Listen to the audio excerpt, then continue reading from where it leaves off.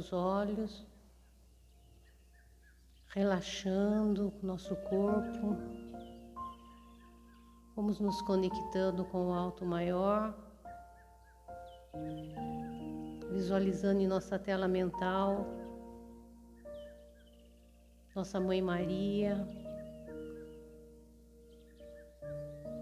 chegando diante de nós nesse momento, tocando em nossos corações com amor de mãe, nos socorrendo e nos amparando em todas as nossas necessidades e intercedendo por nós junto a Jesus.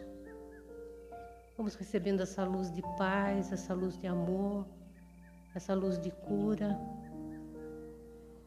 agradecendo a essa mãe bondosa e pedindo a ela pela nossa casa, pelo nosso lar, pelos nossos familiares, pelos nossos companheiros de jornada, pedindo a ela por esta casa que nos acolhe, que nos recebe, por todas as equipes espirituais e principalmente por todos os trabalhadores da casa.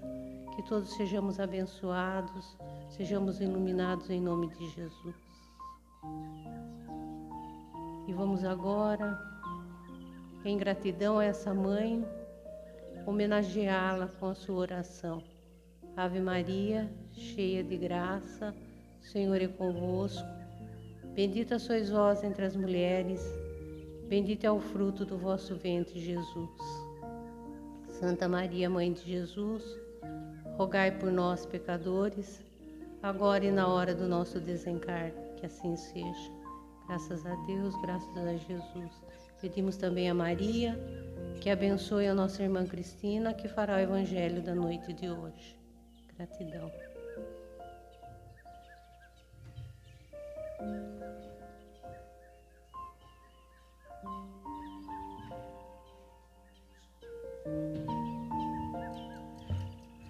Boa noite a todos.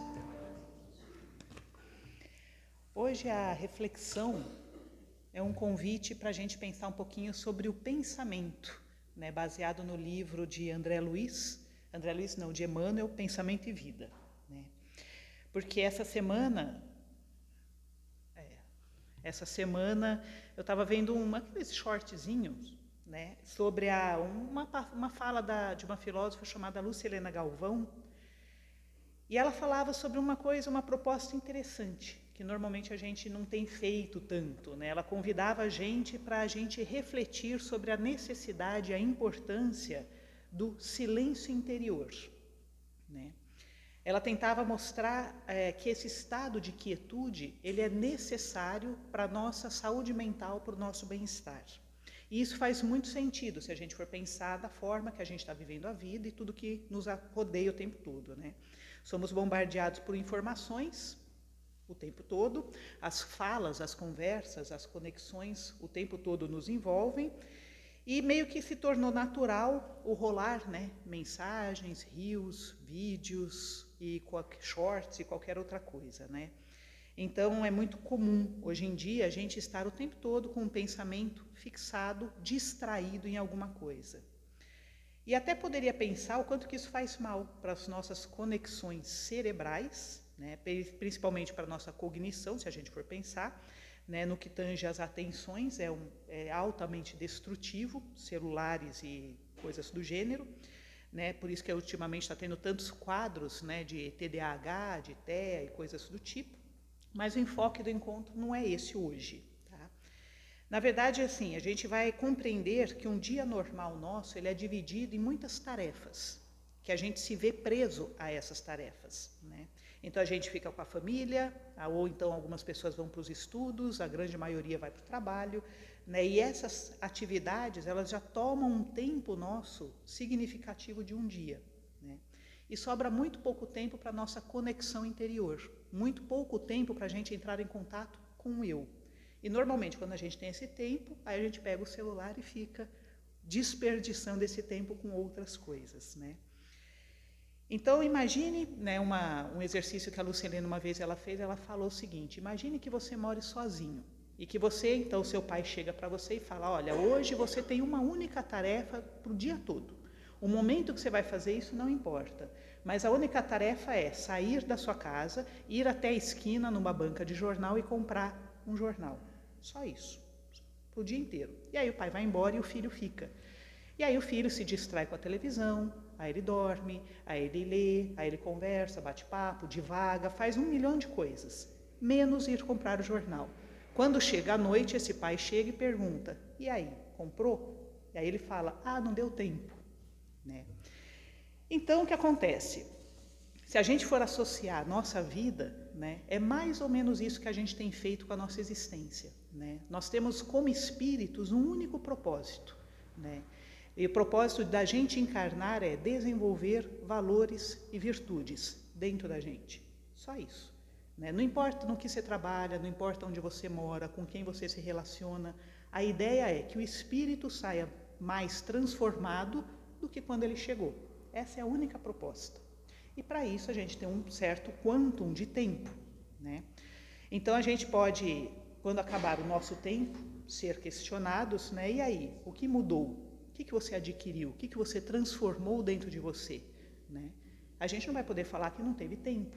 Né? Até porque a expectativa de vida nossa aí é de 80, 100 anos hoje, entende? Ou seja, então vivemos um longo tempo, né? Mas como que a gente aproveita esse tempo? Né? Então estar em silêncio significa não estar distraído com nada. Então o estado de silêncio não é um estado que a gente para e fica olhando nada, divagando, sem pensar em nada, não é isso. O estado de silêncio é um estado onde os meus pensamentos, eles não vão ficar tão desnorteados, seguindo tudo quanto é fluxo mental que aparece na cabeça. Entende? Ou seja, eles não vão ficar tão que nem uma manada solta, né? Então, não significa o quê? Que eu não vou estar perdida no meio das minhas conversas internas, né, os famosos bate-papos, né, ou preso nos devaneios fantasiosos que a minha mente constrói. Né? Eu não vou estar nem discutindo, nem remoendo, nem relembrando, revivendo absolutamente nada. Então, o estado mental de quietude, de silêncio, é quando a gente literalmente se desconecta do mundo e fala, ok, como eu estou? Né? Então, esse silêncio, é apenas nesse silêncio que a gente se conecta com o eu. Então, quando a gente entra nesse estado de desconexão de qualquer relação, eu não estou pensando em filho, não estou pensando em trabalho, não estou pensando em ninguém. Né? Num primeiro momento pode até achar estranho, a gente pode até sentir um certo desconforto, mas depois, com a repetição desse estado, a gente começa a sentir duas coisas que são importantíssimas, que se chama serenidade e paz. E realmente a gente sente serenidade e paz quando a gente está nesse estado. E essas ferramentas são importantes por quê? Porque a gente vive num mundo caótico. E se a gente perde a habilidade ou um estado de constância de sentir essas emoções de serenidade e paz, a gente acaba se tumultuando, sentindo muita ansiedade diante de tudo que nos chega. Então, produzir esses momentos, né, onde a gente pode sentir o silêncio interior é importante para a nossa saúde mental. Dentro desse lugar, a gente pode se olhar, se perceber e pode, nesse momento, começar a se questionar como que a nossa vida está. Então, é nesse momento que a gente se pergunta, eu estou feliz? A minha vida está fazendo sentido? Eu estou me transformando em algo? Eu estou conseguindo superar coisas? Né? Para onde eu estou direcionando a minha vida? Dentro dos valores ou dentro das virtudes que eu quero sentir? Eu estou seguindo esse caminho? Eu estou indo para essa direção? Então, nessa hora desse silêncio, dessa quietude interna, a gente pode utilizar dos pensamentos para realmente identificar, dentro do mapa que eu desejo de evolução, de crescimento, onde eu estou. Né? E a gente pode formular muitas outras perguntas, né? Mas para isso eu tenho que estar conectada comigo. Eu não vou fazer esses tipos de questionamento se eu estiver num fluxo mental muito bagunçado e desorganizado. Né? Então, outro ponto importante sobre os pensamentos, pensando em Emmanuel, né, é que para Emmanuel o pensamento ele tem uma importância central para o espírito. Todo pensamento é força criadora, diz Emmanuel. Né? Então, o pensamento ele vai moldar a realidade e ele vai determinar o meu caminho evolutivo. É o meu pensamento que faz isso. Então, pensar é criar, diz Emmanuel. Nossos pensamentos, eles não são apenas abstrações, ou coisas desconexas, ou coisas totalmente aleatórias. Nossos pensamentos, eles são energia, energias dinâmicas que vão plasmar uma realidade interna e externa. Eu não sei se vocês já conversaram com alguém com pânico, com transtorno de ansiedade, ou com uma depressão, com transtorno de humor, né? Mas se a gente for observar o eixo de sofrimento dessas pessoas, né, desses transtornos, envolvem os pensamentos. Então, são pensamentos de morte, pensamentos de desfragmentação, pensamentos de ruína, pensamentos de culpa, pensamentos de desesperança, mas tudo são pensamentos. E esses pensamentos são tão envolventes, tão intensos, tão fortes, que a pessoa se vê paralisada diante disso tudo. E aí ela sofre, entende? Então, os pensamentos, eles afetam a nossa neuroquímica, eles afetam o funcionamento do nosso corpo. Se eu entrar numa cadeia de pensamentos assustadores de alguma coisa que eu já vivi, eu vou sentir que meu coração vai disparar, né? Minhas mãos vão ficar geladas, trêmulas, eu vou ter sensações físicas por causa dos pensamentos, né?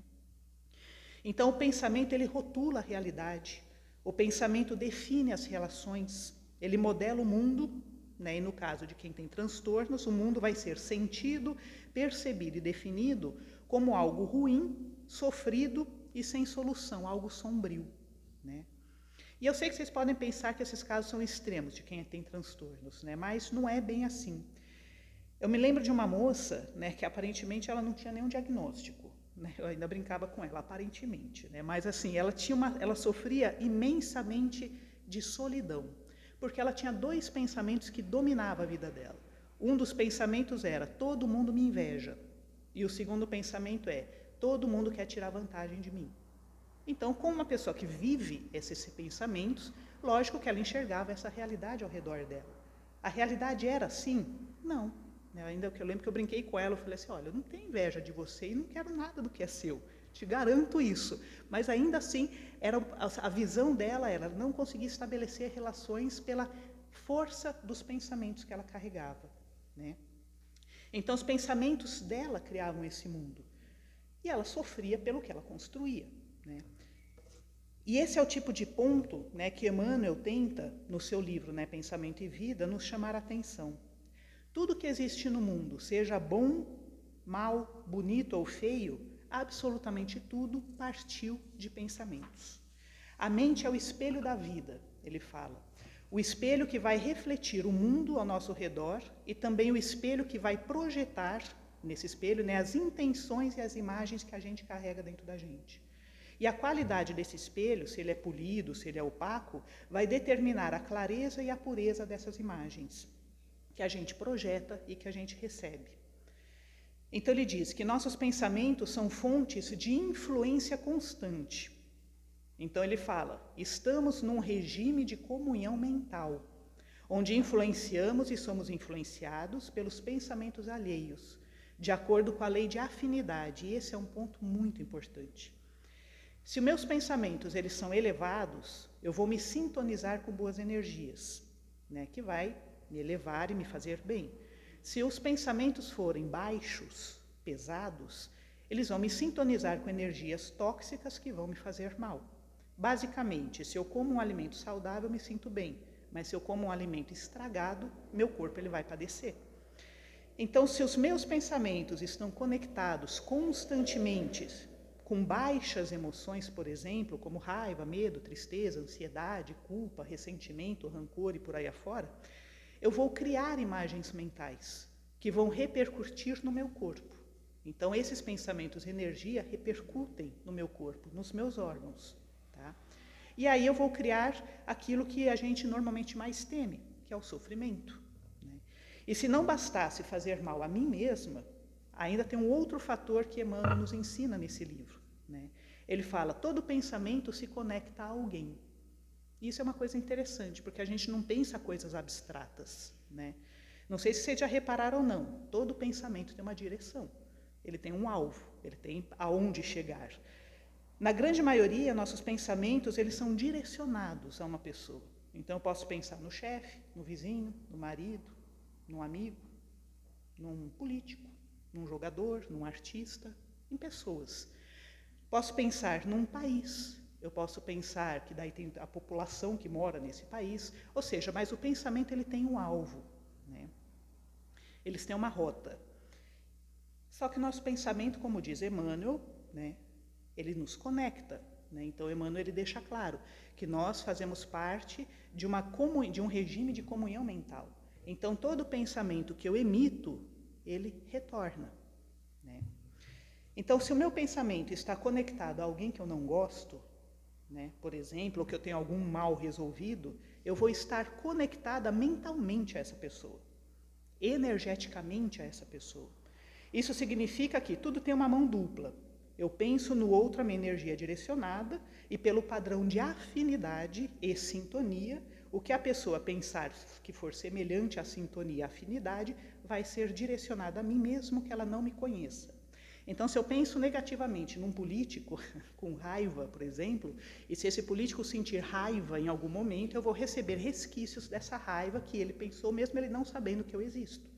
Nós criamos cordões energéticos.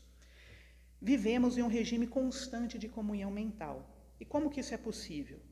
Emmanuel fala que todo pensamento é uma força eletromagnética. O pensamento ele conjuga duas forças, a eletricidade e o magnetismo, né?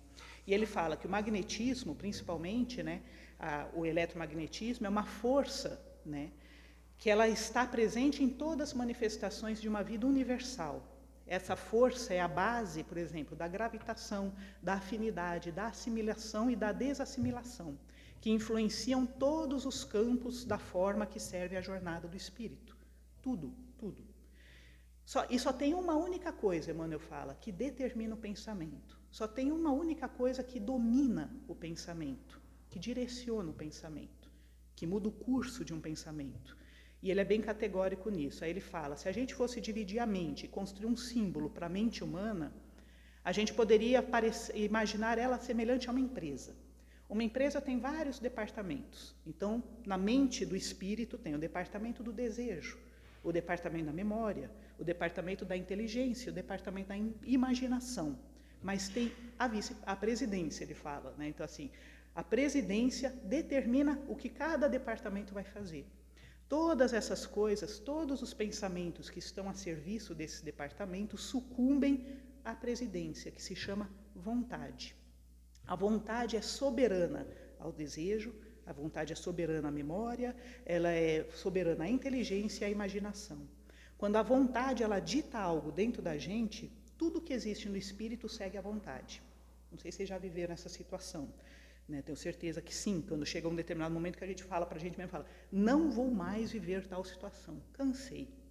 Aí vem uma vontade, nunca mais. A gente corta aquilo e se afasta, porque a vontade joga a gente para uma outra direção. E aí então, né, por que a gente pensa, estou falando tudo isso, né, para voltar no início da conversa, né?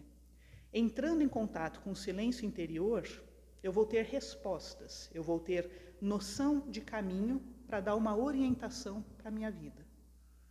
Até onde que a gente dirigiria um carro com um volante que não funciona? Né?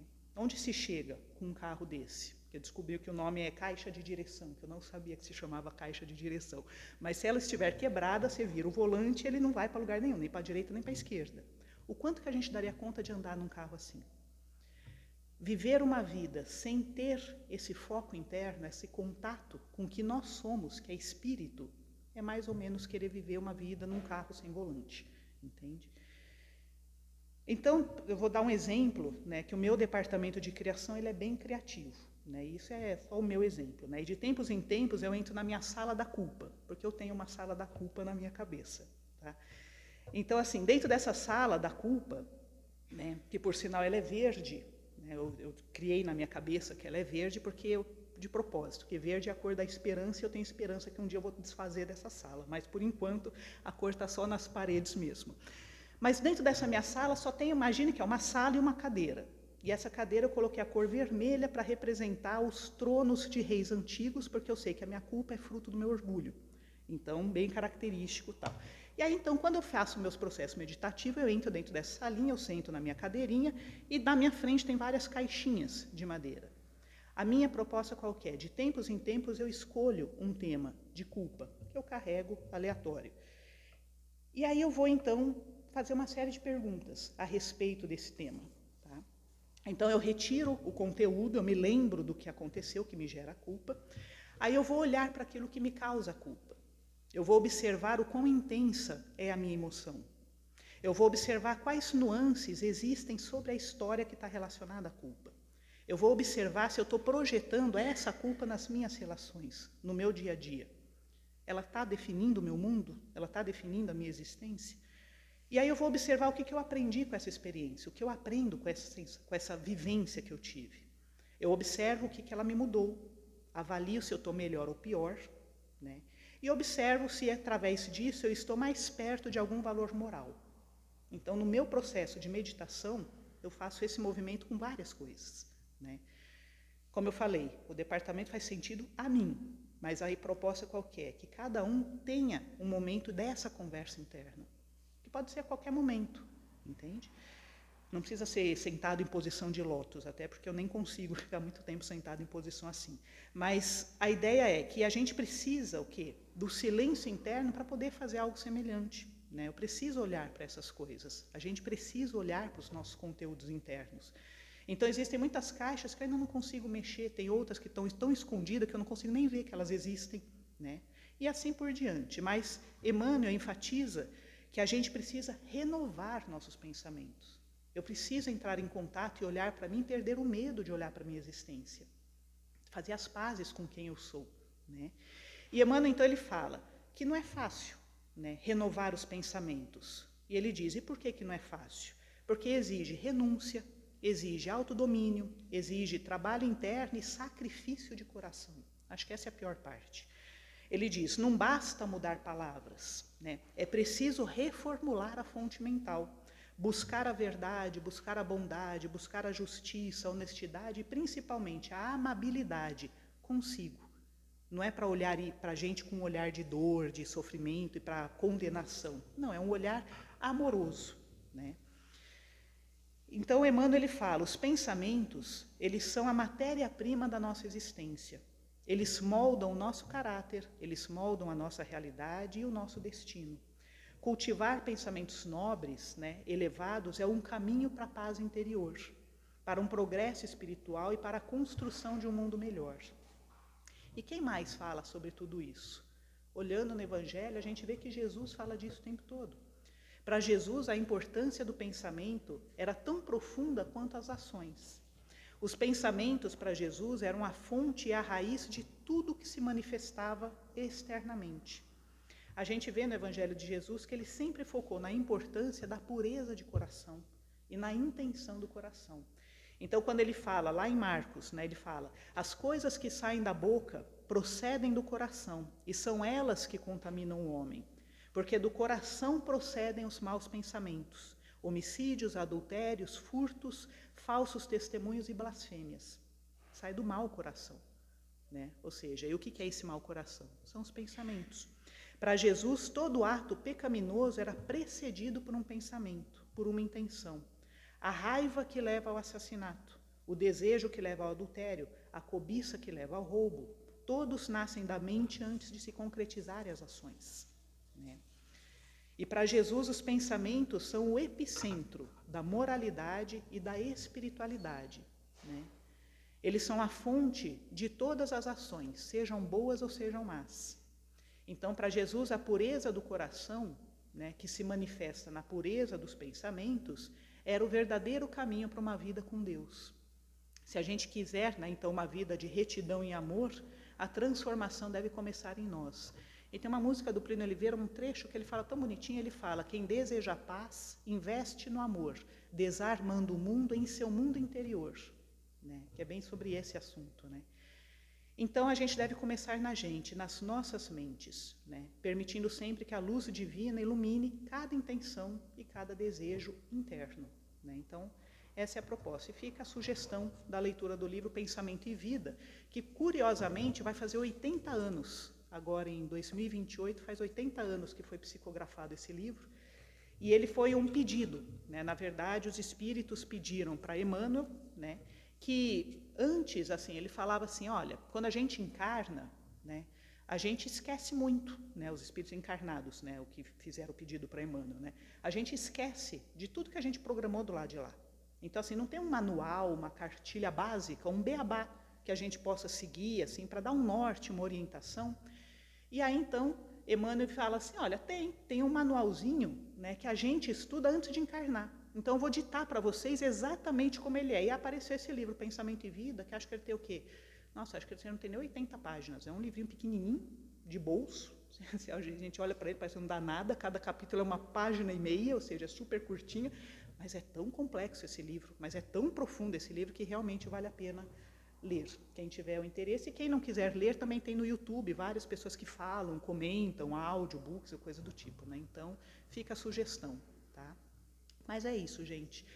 Eu vou pedir, então, para que vocês fechem os olhos, né?